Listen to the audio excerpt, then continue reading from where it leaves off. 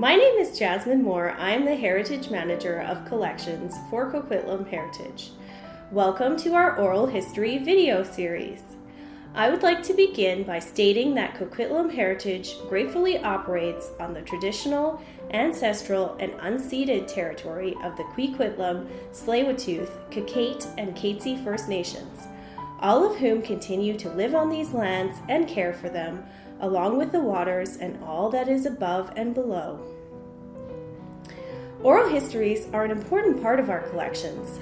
They not only enhance our collection by documenting local history, but they also personalize the historical record. Every individual has unique experiences that can teach us something about what it is like to belong to a particular community during a specific point in time. This invaluable knowledge should be documented and shared to embolden our future generations. These stories not only help us to better understand how individuals and their communities experience certain historic climates, they also assist in identifying the changes and similarities that take place over time. We at Coquitlam Heritage have put together a series of oral history interviews to highlight different community members in our city and the stories they have to share. This is an ongoing project, so please keep your eye out for more videos in the future. Subscribe to our channel to be kept updated. If you or someone you know who lives in Coquitlam is interested in doing an oral history interview, or if you have questions about this project, please feel free to get in contact with us. Our contact info is in the description. We hope you enjoy!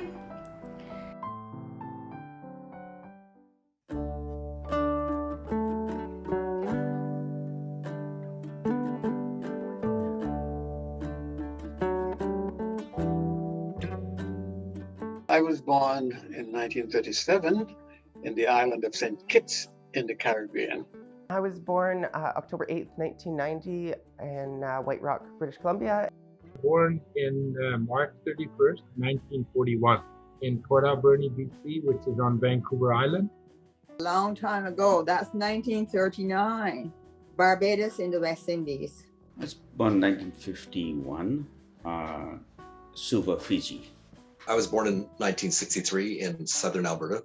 I was born in 1936, March 23rd, 1936, in Pakistan. That was British India at that time, but later on, as the partition happened, it became Pakistan. I was born in 1968 in Vancouver at St. Paul's Hospital. I was born 1944, village Kotli Than Singh, district Jalandhar, province Punjab, India.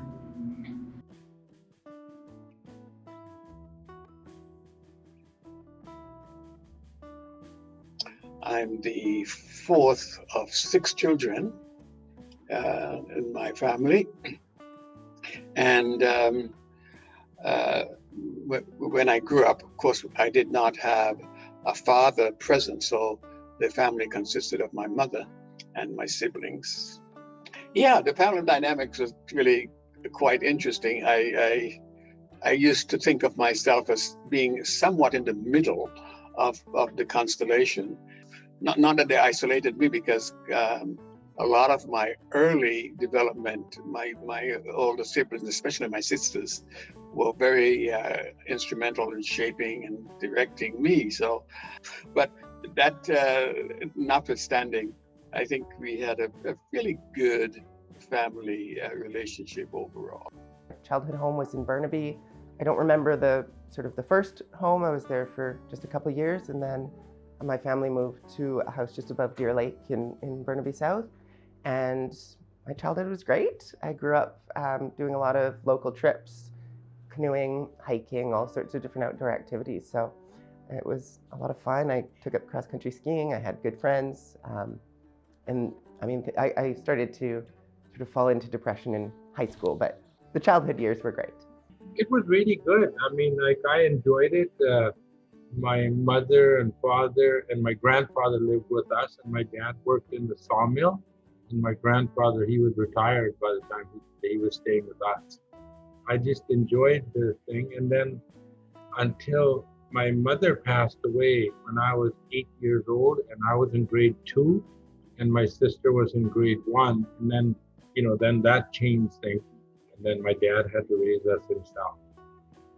And, he hired a housekeeper, and she lived and stayed with us for about 5 years. So, and then we could sort of look after ourselves with my dad. My childhood home. While my mom was a single parent, and for the first 10 years, I was an only child. Well, my mom got married, and then after that, I had a brother. Childhood home was it was a farmhouse, a 3-bedroom wooden structure home,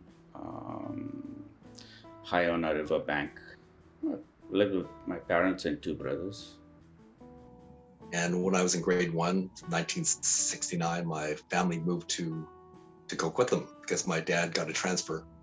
And we lived in the Miller Park area. It was a nice little house, and it was a brand new neighborhood, brand new development. There was no established neighborhood there before, so we kind of built this small community on Stanton Avenue where I lived. Was born in a well-to-do family, but you could call it a silver spoon in your mouth sort of thing. They took care of everything. And it was a big area, not necessarily the big house, the big area, like almost a block long, that was all surrounded with the walls. And inside, one side we lived, middle part was for the animals, and then farther side was the people that worked for my dad. And how, in India, the houses were built, rooms were built on the perimeter of it, and the center part was a yard. So it was pretty nice, and we lived as a joint family. That house in Pakistan, that was used as everybody, doesn't matter where they worked, where they went to school, they got together whenever they had time off. That was the home. My mom died when I was 8 years old. And I had 3 brothers younger than me. And she had another child, and she died of childbirth. But because the family was joint family, my dad's sisters, my dad's brothers, my dad's mom, they were all there. So it wasn't, except the mom wasn't there, but everything else was the same. My childhood home? Yeah. We moved to the house we lived on, which is on Dawes Hill, when I was born. So it's the only house I ever really knew growing up. There's my mother and my father and an older brother. He's 3 years older. We didn't spend a lot of time together. We didn't really fight that much. If we did, I wouldn't win anyway. So.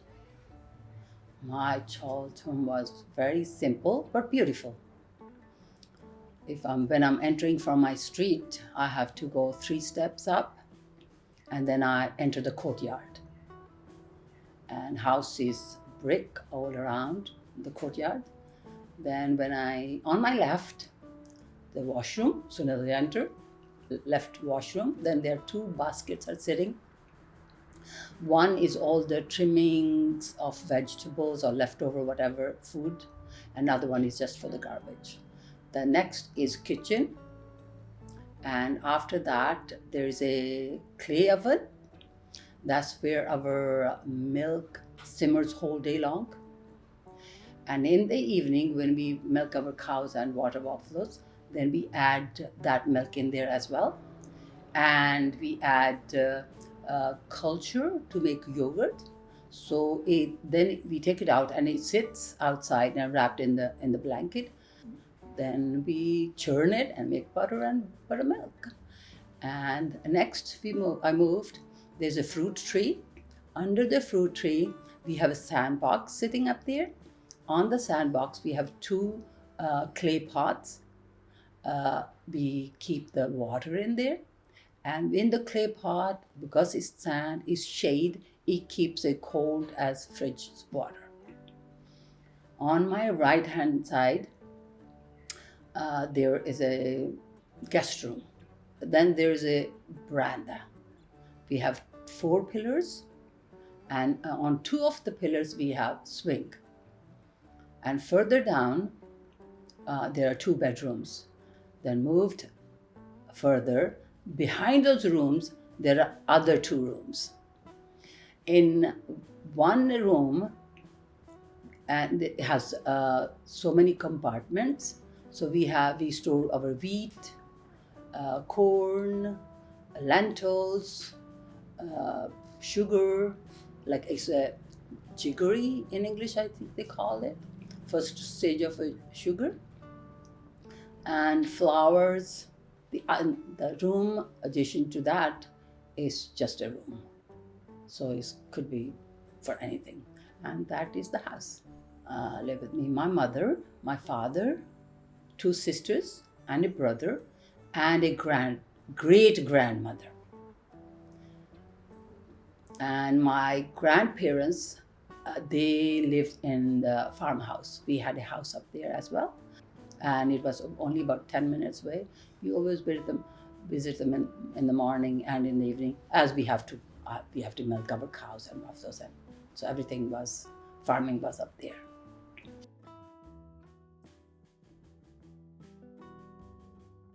I need to tell you something else about before the public school. We had a system in the island, more informal than anything else. They call it private school. Really, what is more like a glorified daycare, babysitting.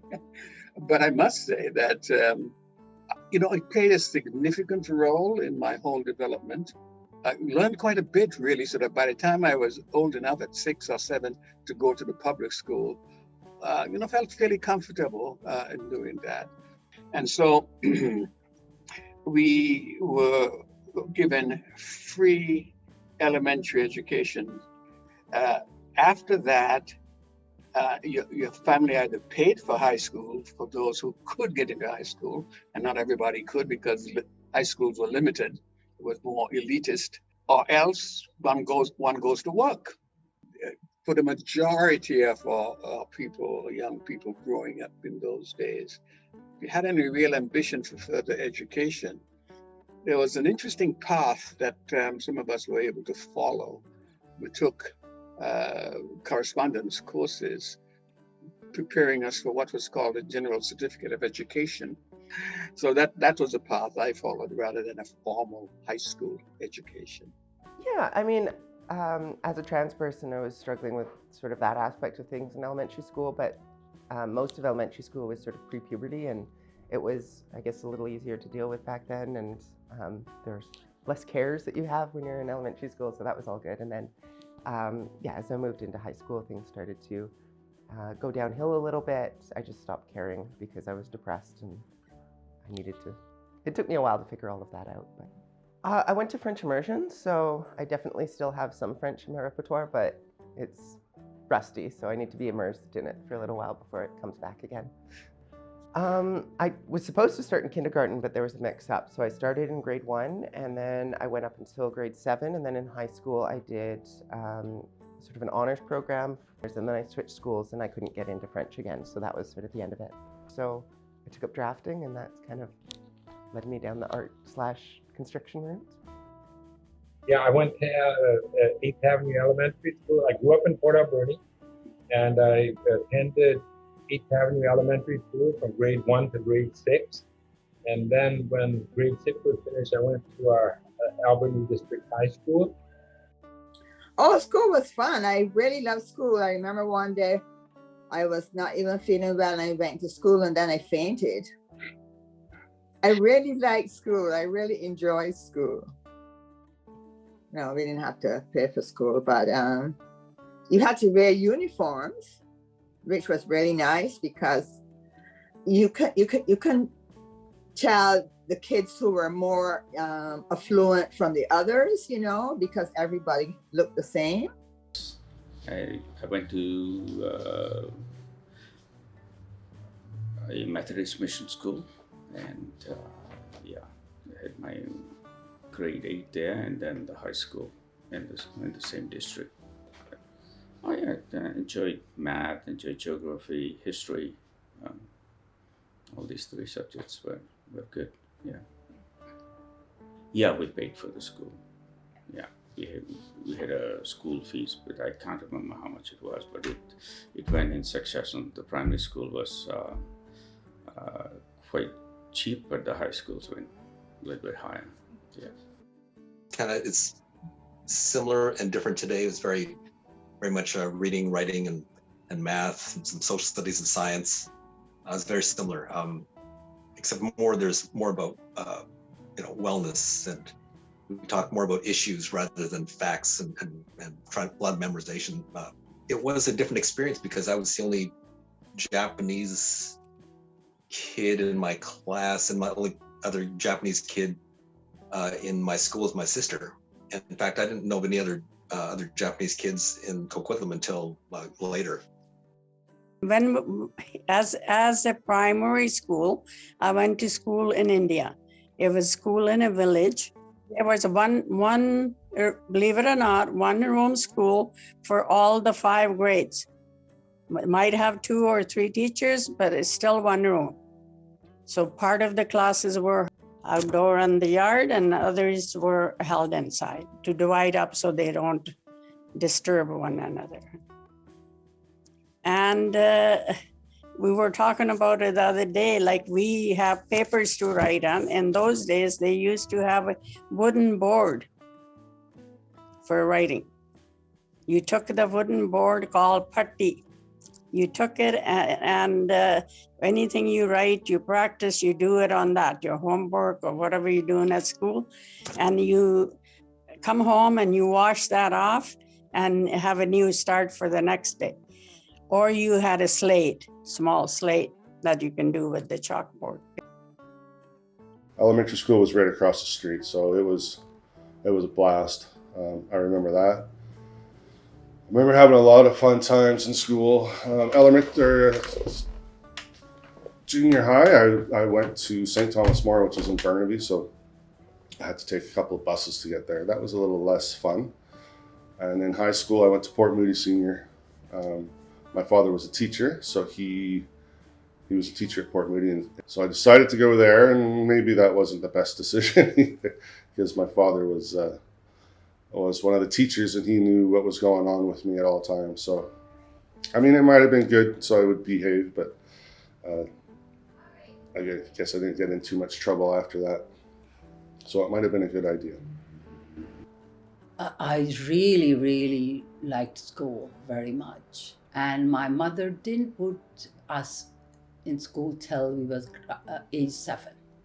She wanted us to be children a little longer. She felt whole their life they're going to be responsible for this and doing this and let them be children for a longer time. So that's what her attitude. So we didn't go to school till it was 7. First school was in the same village.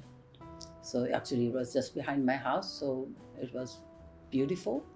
Then I had to go to other village from grade 6. So that was about 3 miles walking with other few girls and 3 miles walking back. But I really enjoyed it and it was beautiful.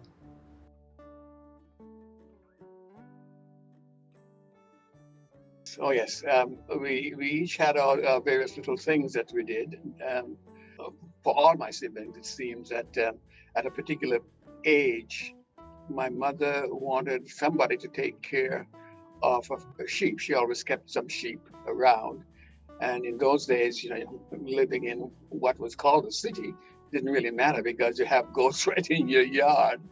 But part of our chores, and I took over that role when I was approximately around 8 years old, 8 to 9, that it was my chore to take the sheep out in the morning before school to get them feeding in the wild, as it were, and get back home in time to get ready for school. I will do the same thing in the afternoon after school. We'll take them out. They'll graze and do whatever, and we'll get back before sunset. Well, household chores, cleaning, making sure the cooking is done. My dad worked in the mill, so he would come home for lunch. We'd make sure that everything was ready for him. But we had to be grown up very fast after my mom passed away. My sister and I both.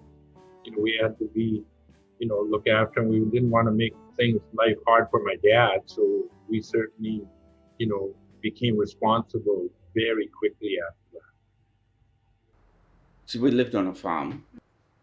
It was a sugarcane farm, so it was a commercial sugarcane farm we worked on. So it was mainly farm chores, looking after horses, chicken, and tending to farm animals, helping out on weekends, after school, that kind of a thing. Somewhat, not the chores like washing or cooking or anything like that, because I was still young. But we had chickens, and every time the chickens hatched, and we would have a responsibility to let them out. The babies, let them eat the food, and then make sure there's no bird come down and scoop them up. that was used to be a big responsibility. My chores were, about age 10, I started milking my cows and buffaloes. I really enjoyed that. So it was away from house, didn't have to deal with mom and sister. It was a good outing. And my grandmother was there, so it was fun. And sweep the floor and pass things when my mom was cooking. And my younger sister kind of hung around with me. I was responsible for her.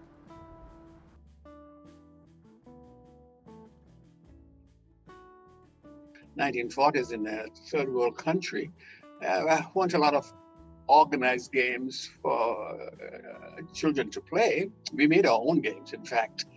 When we look back on some of our childhood things, it's amazing how we entertained ourselves with a variety of things. What was common, though, in terms of adult organized sport was cricket and football, as it's known here, soccer. And so as children, we played the kind of pick up games of our own kind. If you get a ball and you have a flat piece of board, well, we can play cricket and do it in our own way. So, but more than those type of sports, we created things. I mean, I remember spending hours after school, not in an organized activity, but playing marbles, to the point where my mother would be just furious that it took me so long to get home. But these on marble games and were really very much part of our existence. Or making tops. Tops was a big thing.